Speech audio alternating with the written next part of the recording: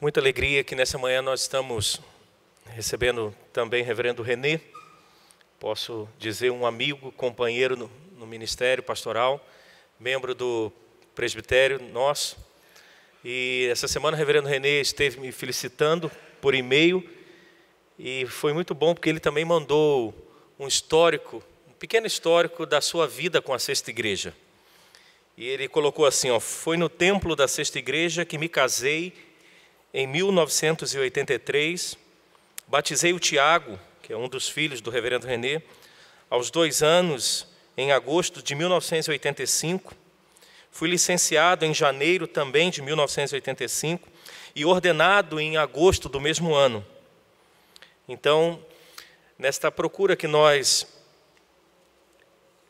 tentamos fazer neste mês de celebração, trazer pessoas, irmãos que tiveram de algum momento relação com estes 50 anos, o reverendo Renê faz parte desse contexto, dessa história. Então, querida, é com muito carinho e amor que nós recebemos a vida do irmão aqui, que seja uma bênção, um instrumento de Deus nessa manhã.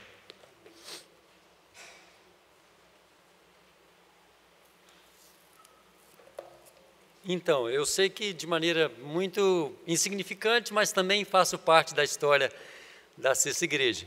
Pastoreei uma igreja que fora organizada pela Sexta Igreja, lá em Ribeirão das Neves. Logo quando a igreja organizou Ribeirão das Neves, o reverendo Rogério Bussinger teve por lá 1 ou 2 anos e logo sucedi. E aí pastoreei aquela igreja por 11 anos. Depois vim para Nazaré, onde já estou há 16. Então, também faço parte da história da Sexta Igreja. Me casei aqui, como já disse o reverendo Toninho, fui ordenado, licenciado aqui, batizei o Tiago nessa igreja. Então, a minha vida está, de certa forma, envolvida aqui na Sexta Igreja também.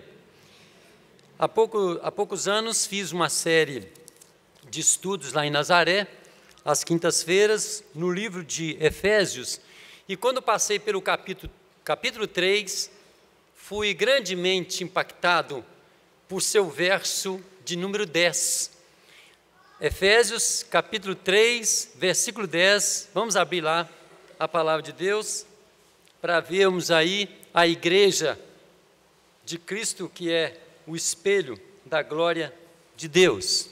Efésios 3, 10, igreja de Cristo, o espelho da glória de Deus.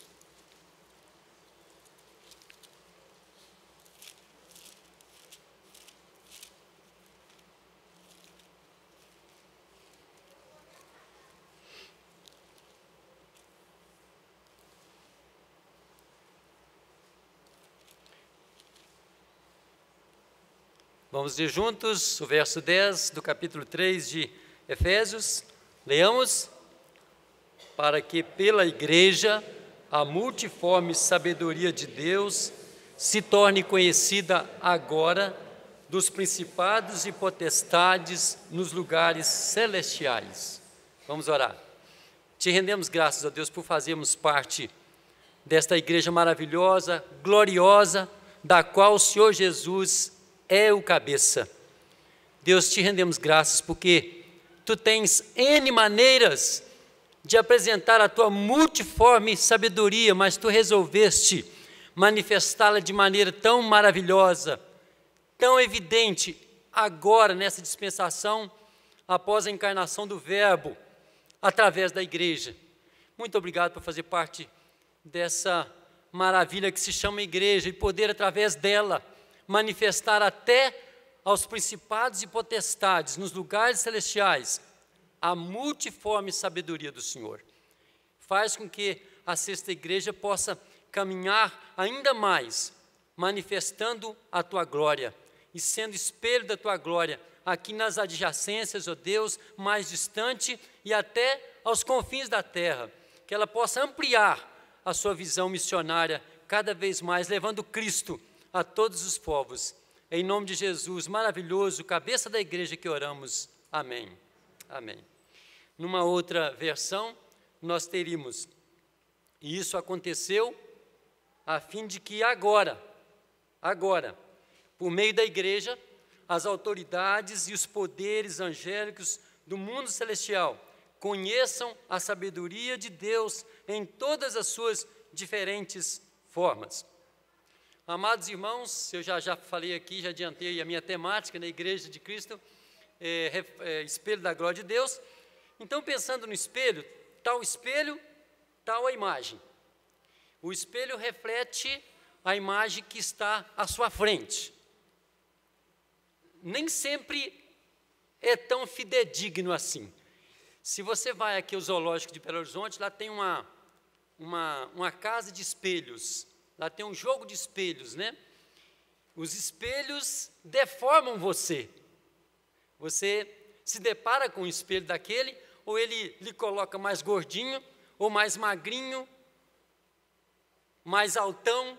Geralmente, quando vou lá naquela casa de espelhos, eu vou para aquele lugar onde eu fico mais gordinho, para não ficar mais magrinho do que sou. Então, nem sempre os espelhos refletem a imagem daquilo que se olha para ele, né? Muito bem, meus irmãos, no contexto deste verso, no versículo 10, se você pegar o capítulo 3 de Efésios, você vai ver Paulo exultando, mas exultando mesmo, pela salvação dos gentios. É como se ele dissesse assim: meu Deus, agora em nosso ministério se abre a porta aos gentios. Tudo aquilo quanto os profetas falavam a respeito da salvação gentílica se abre agora, a partir do advento Cristo, né? De toda a sua obra, toda a sua humilhação e também da sua exaltação até a sua ascensão aos céus. Então, ele está aqui louvando a Deus de maneira jubilosa, porque um mistério que era coberto até aos judeus, aos anjos, agora se descortina, se revela, e Paulo pode conhecer esse mistério revelado. Então, esse mistério que estivera oculto, inclusive, dos profetas do Antigo Testamento, todos eles falaram a respeito desse dia, mas eles não tinham olhos ainda espirituais suficientes para entender esse dia, embora falando tanto do dia do Messias, e eles o anteviram, mas não puderam entendê-lo. E agora a gente depara aqui com o apóstolo Paulo escrevendo essa carta aos irmãos lá da Ásia, em Éfeso, e até no próprio contexto de Efésios, da carta de Éfeso, ele diz que ele ora a Deus para que os olhos dos efesinos sejam iluminados, os olhos do coração, não estes olhos, mas os do coração, para que eles pudessem entender a grandeza desse mistério, que agora não é mais mistério, mas é revelado, é descortinado. Os judeus limitavam a sabedoria de Deus à dispensação da lei. Não criam nessa vocação dos gentios. Até hoje, eles permanecem com o véu de Moisés. Seus olhos estão ainda vendados. Eles não entendem tudo aquilo quanto os profetas falavam a respeito da salvação gentílica. E aí agora nós vemos aqui Deus chamando a sua igreja, especialmente a partir do Novo Testamento, né, tendo Cristo como seu cabeça, as coisas já reveladas, chama a igreja para ser a sabedoria, a glória dessa sabedoria. E aí, nem os anjos eleitos de Deus, estou aqui observando nosso amigo João Calvino e outros bons comentaristas que dizem que nem mesmo os anjos de Deus tinham tal conhecimento, daí a igreja revelar-lhes essa sabedoria multiforme de Deus. Então, olha que maravilha, a igreja agora serve como espelho da glória de Deus para os anjos, nessa presente dispensação. E Deus então manifesta a sua sabedoria, meus irmãos, de N maneiras, contudo, a melhor delas, por sua amada igreja. E lembremos-nos, nós somos sua amada igreja. E é por nós que Deus manifesta até os principados e potestades a multiforme sabedoria da sua graça. Igreja de Cristo, espelho da glória de Deus. Eu quero fazer algumas perguntas aqui a este verso que nós acabamos de ler juntos. Algumas considerações dentro dessas perguntas e respostas. A primeira delas é: por que pela igreja? Por que pela igreja? A multiforme sabedoria de Deus é apresentada agora, nessa dispensação, até os principados e potestades, porque a igreja, meus irmãos, é o corpo de Cristo. Onde está o cabeça, ali está o corpo.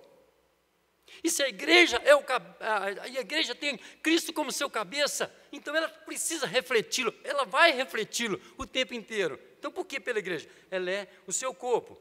lá em Efésios 1, 22, 23, nós temos: e pôs todas as coisas debaixo dos seus pés, dos pés de Cristo, para ser o cabeça sobre todas as coisas, o Pai, deu Cristo à igreja, a qual é o seu corpo, a plenitude daquele que a tudo enche todas as coisas.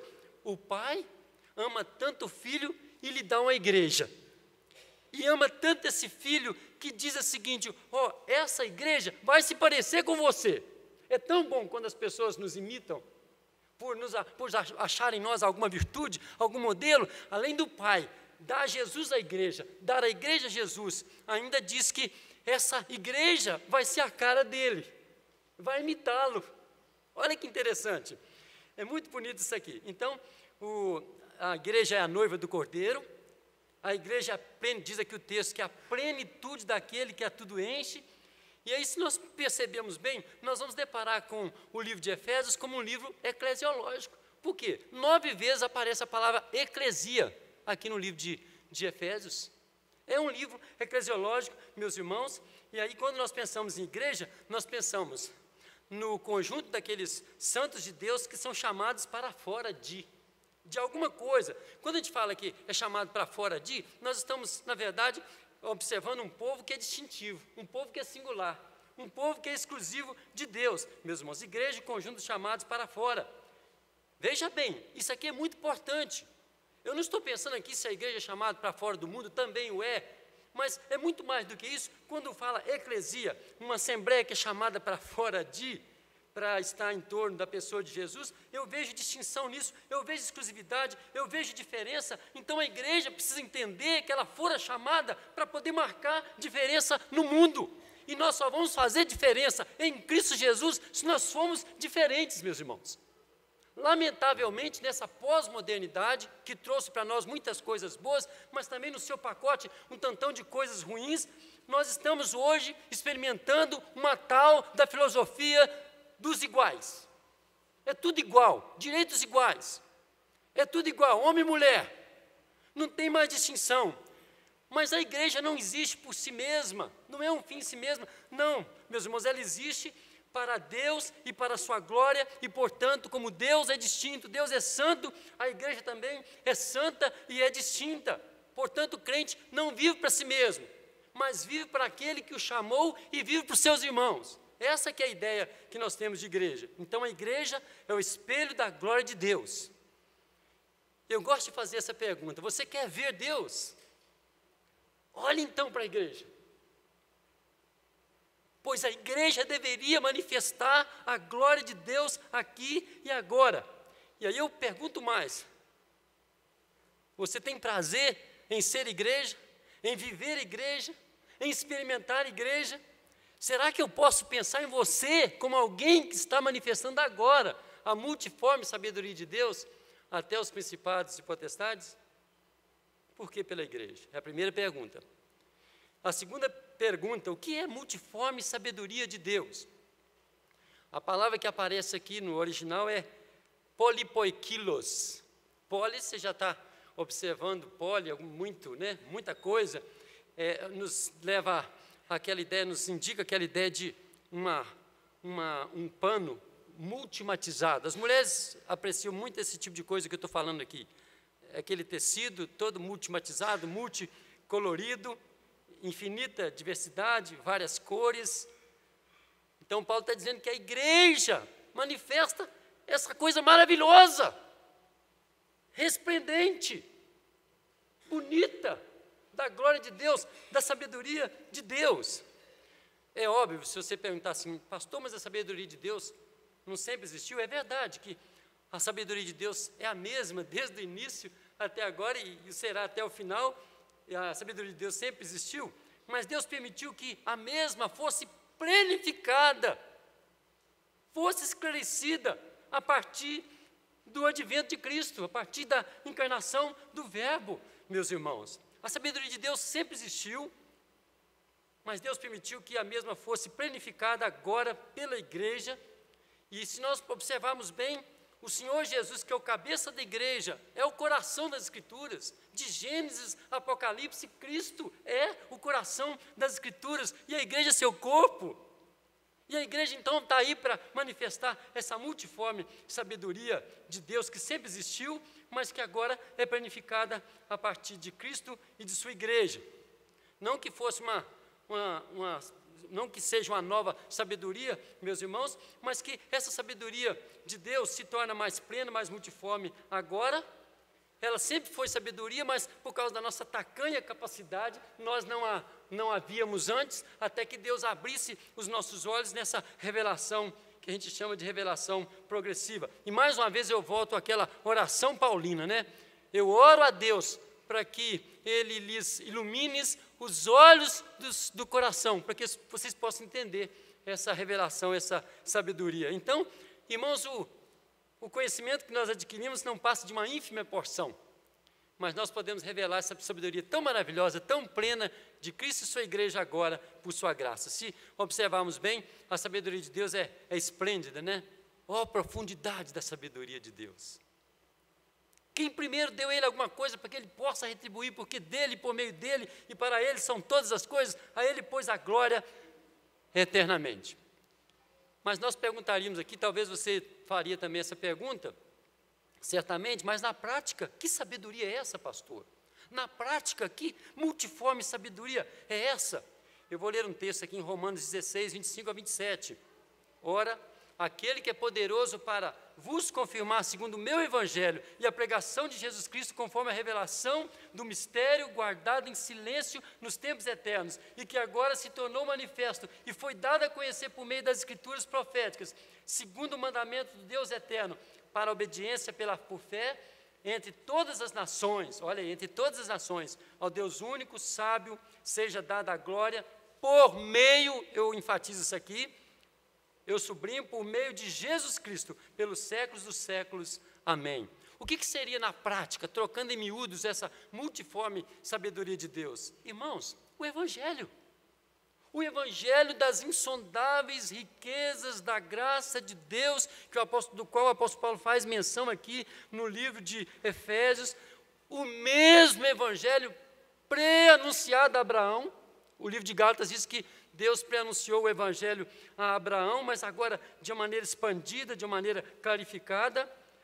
Mas a gente pode ir nessa plana, nesse embalo, e dizendo que esse Evangelho envolve uma coisa bonita, que é aquela parede de separação entre judeus e gentios, os judeus que se achavam exclusivistas e que abominavam os gentios. Agora, essa multiforme sabedoria rompe com essa barreira, quebra essa parede, e aí nós podemos entrar nesse movimento missionário, contemplando todos os povos da terra, todos os gentios, meus irmãos. É maravilhoso, isso é a sabedoria de Deus, a salvação gentílica, a junção, a associação, o juntamento dos judeus e gentios num só Israel, Israel de Deus, mas convertidos, meus irmãos, em Jesus Cristo. Essa fusão maravilhosa. Nós podemos caminhar um pouco mais. Se nós observarmos o livro de Efésios, associado à igreja, nós podemos ver também que os dons maravilhosos, diversos, os quais Deus doa à sua igreja e com os quais os crentes se movimentam para abençoar uns aos outros, e nenhum dom crente recebendo como se fosse um fim em si mesmo, para si mesmo, porque dom para a gente mesmo não tem sentido, mas dom só tem sentido para a gente quando ele na verdade está a serviço do próximo. Isso é bonito aqui também, e isso é muito mais claro no Novo Testamento a partir de Cristo. E que dizer depois dos dons espirituais, também dos ministérios da igreja, nos quais nós vamos colocar esses dons a serviço, meus irmãos. E aí eu fico pensando, que tal também a Sexta Igreja, em seus 50 anos de vida, apresentando no seu trabalho bonito, nas suas canções, na sua pregação do Evangelho, na sua abordagem segura das Escrituras, apontando a multiforme sabedoria do nosso Deus. Isso é maravilhoso, meus irmãos. Como o Evangelho é dinâmico, como o Evangelho é poderoso. Isso me fez lembrar de quando Sarmiento veio para o Brasil no século XIX. Ele aportou aqui em 1859, mas antes ele ouvira um sermão de Indus Rod, lá em Princeton, né? E o sermão que o Rod pregou foi a igreja, a mestra dos pagãos. é luz para os povos, pregando, abrindo os corações dos povos, os olhos dos povos, para que eles possam ver a multiforme sabedoria de Deus. Então, que espelho da glória de Deus é a igreja? Mas uma vez eu pergunto, nós temos consciência de que nós somos igreja? De que nós somos espelho da glória de Deus? Amados irmãos, a glória de Deus pode ser vista através de nós, e eu pergunto mais particularmente, a glória de Deus pode ser vista através de você? Você tem ministério na igreja? Você tem envolvimento na igreja? Você já descobriu os seus dons espirituais e os colocou à disposição do ministério da igreja? Nesse sentido, eu diria que todos nós somos ministros na casa de Deus, e extra-ofício, nós desenvolvemos a nossa diaconia, o nosso ministério, todos nós. Mas ainda uma última pergunta, ao nosso verso: o que são aqui os principados e as potestades? Os arquês, né? Os principados, os equisucias, poderes, indicando aqui anjos nos lugares celestiais. Qualquer comentarista nos levaria nessa direção, ainda mais que o livro de Efésios faz essa menção, Hebreus, Colossenses, então, indicando os anjos dos lugares celestiais. E aí, veja bem o que diz lá no capítulo 1, os versos 19 a 21. E qual a suprema grandeza do seu poder para com os que cremos, segundo a eficácia da força do seu poder, o qual exerceu ele em Cristo, ressuscitando dentre os mortos e fazendo sentar à sua direita nos lugares celestiais, acima de todo principado e potestade, poder e domínio, e de todo nome que se possa referir, não só no presente século, mas também no vindouro. Eu fico pensando, se a igreja está aí agora, nessa revelação de Deus planificada, sendo o espelho da glória de Deus, até para os principados e potestades, ai dos homens, se rejeitarem tão grande sabedoria, se ela é dada até aos anjos. Que privilégio os homens descobrirem a sabedoria de Deus por meio da igreja, porque ele é dado até aos principados e potestades. Mas que poderes nós temos aqui? Nós temos N opiniões. Alguns acham que o Paulo estaria se referindo aqui apenas aos poderes angelicais malignos. Então, alguns acham que nessa direção. Eu não concordo com essa posição, até porque o texto tem um embalo muito feliz, o texto tem um embalo muito alegre, e aqui especificamente nesse contexto mais próximo, nós não vemos demônios aqui, eles aparecem lá no capítulo 6, na guerra espiritual, os principados e potestades. Outros acham que o Senhor estaria manifestando a sua sabedoria aqui apenas para os anjos eleitos, Calvino, Bavinck e tantos outros, mas eu opto por aquela interpretação que, na verdade, a multiforme sabedoria de Deus apresentada agora pela igreja nessa dispensação é para todas as hostes angelicais. Até porque, meus irmãos, se você olhar bem, o livro de Efésios, o livro de Colossenses, nós vamos ver também o livro de Hebreus, mostrando a primazia de Jesus sobre os anjos, sobre qualquer anjo, inclusive indo contra o gnosticismo daqueles dias, que dizia que Jesus não era o poder, mas um dos, considerando outros poderes angelicais, que Jesus estava no meio deles, como um deles. Mas eu penso aqui que, na verdade, o texto poderia indicar perfeitamente todos os poderes angelicais, desconhecedores desse mistério, desvendado agora pela igreja maravilhosa do Senhor Jesus. Então, a igreja é espelho da glória de Deus até para os anjos. Será que nós paramos para pensar nisso? Eu vou brincar aqui com as palavras, não me chamem de herege, por favor, mas vamos imaginar, será que pensando em cada um de nós, particularmente como igreja, como membro da igreja, será que os anjos se envergonhariam de nós? Por passarmos dizendo que nós somos igreja, por passarmos uma imagem tão pálida dessa sabedoria, tão distorcida dessa sabedoria, será que os anjos se envergonhariam de nós? Meus irmãos, a proclamação do Evangelho hoje, tão maravilhosa, que muda a vida, que transforma pessoas, proclama essa grandeza de Deus até para os anjos, os principados e potestades.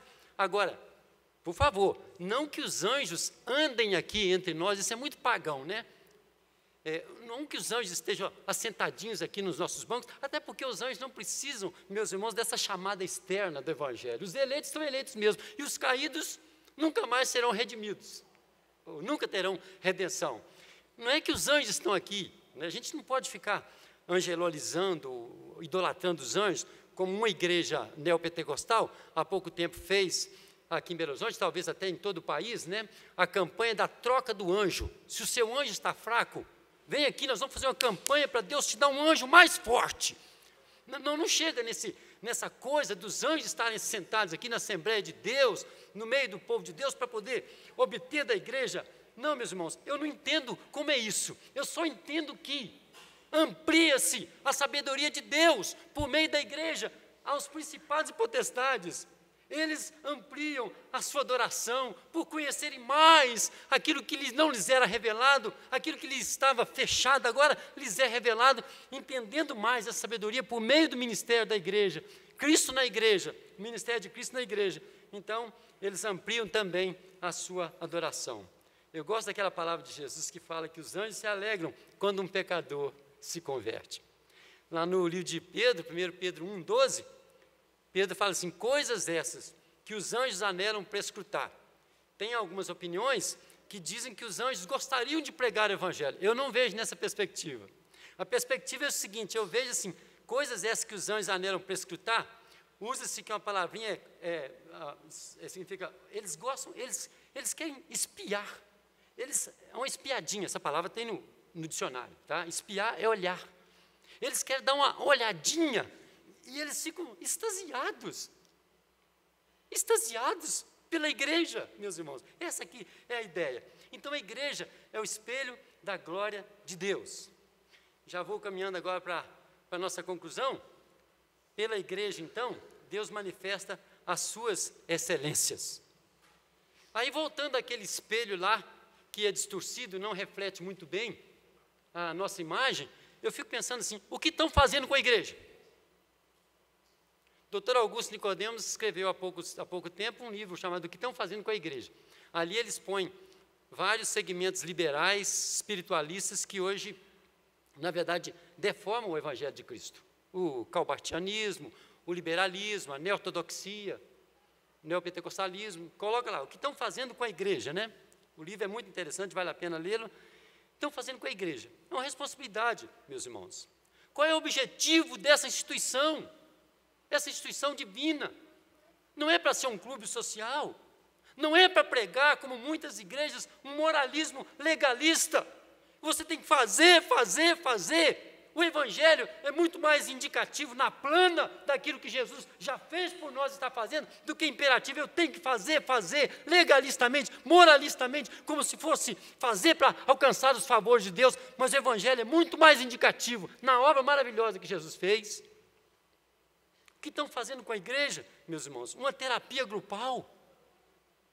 Quem denuncia isso é o Michael Horton, no livro dele, Cristianismo Sem Cristo, vale a pena lê-lo, Cristianismo Sem Cristo.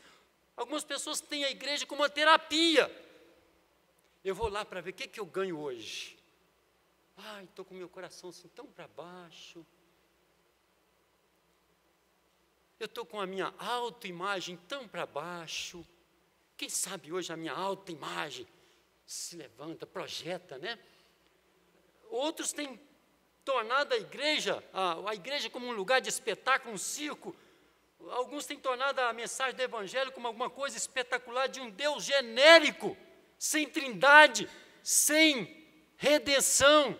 Um Deus, meus irmãos, que atende apenas essa ideia hedonista que está por aí, o prazer como um fim em si mesmo. Observe as canções que se cantam por aí, nos chamados louvores, desprovidas de conteúdo da redenção. É tudo aqui e agora, hedonismo, bênçãos temporais, fé temporal, coisas que morrem conosco no túmulo, nada mais do que isso, deformando a igreja, sujando o espelho, deformando o espelho da glória de Deus.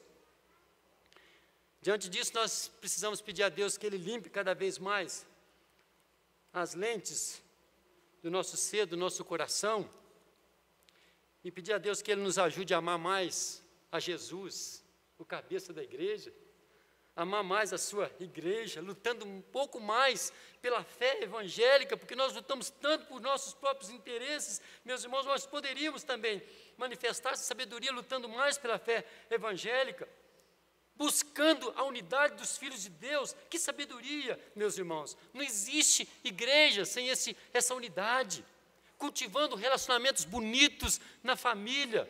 Se você perceber bem, o que nós temos depois desse texto aqui, nós vamos ver um tantão de coisas interessantes. Unidade no capítulo 4, santidade no capítulo 4, coisas que manifestam a multiforme sabedoria de Deus, enchimento do Espírito Santo, capítulo 5, relacionamento marido e mulher, no capítulo 5, relacionamento pais e filhos, no capítulo 6, relacionamento patrões e empregados, também capítulo 6, meus irmãos. Isso é sabedoria de Deus, isso testemunha a todos, até os anjos, espelho da glória de Deus.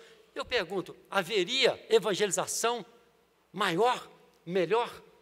Se nós utilizamos N meios para evangelização, hoje até alguns espúrios, é porque talvez o meio principal, que é a nossa vivência em Cristo, Ele sendo o nosso cabeça, e nós refletindo cada vez mais o seu caráter, talvez isso falte, e aí a gente tem que lançar a mão de tantos meios, tantas estratégias, até perigosas, perniciosas, porque está faltando o meio principal, que é a igreja refletir a glória de Deus na unidade, nos relacionamentos marido e mulher, pais e filhos, patrões e empregados. Não há coisa melhor para evangelizar do que esse tipo de relacionamento com Cristo e esse reflexo da glória de Deus.